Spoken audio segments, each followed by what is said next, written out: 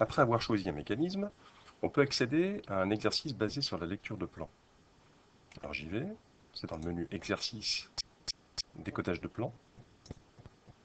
Alors dans un premier temps, en haut à gauche, je vais associer une couleur par pièce. Alors je vais le faire pour les 2 ou 3 premières. Donc, par exemple, voilà la 3 en rouge.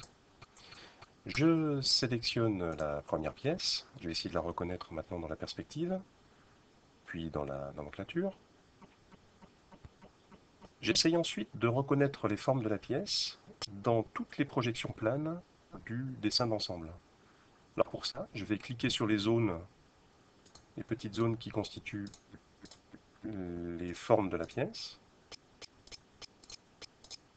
Voilà, j'essaye de le faire pour la pièce 1 sur la vue de droite, la vue de face, la vue de gauche, voilà la vue de dessus.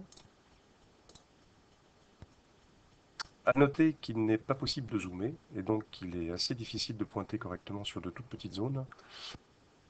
Mais il existe malgré tout la possibilité de pallier ce problème en associant les deux outils de zoom et de prévisualisation. Donc là, c'est la fenêtre de zoom est normalement activée par défaut, c'est la petite fenêtre en haut à droite. Et je vais activer l'outil prévisualisation.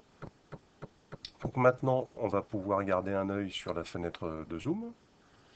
Et selon la position du curseur, euh, voir apparaître la zone affectée par le clic juste avant qu'il se produise, ce qui est très pratique pour accéder aux petites zones impossibles. Pour ne rien oublier, comme par exemple cette petite zone rebelle en fond d'alésage, derrière la pointe. Voilà, donc vraiment rien laissé en blanc. Lorsque le coloriage est achevé, on peut lancer une vérification, donc tout en haut. Et si tout va bien, on devra avoir trouvé une pièce. Donc c'est le cas. Ensuite, on procède de la même façon pour toutes les pièces du dessin d'ensemble.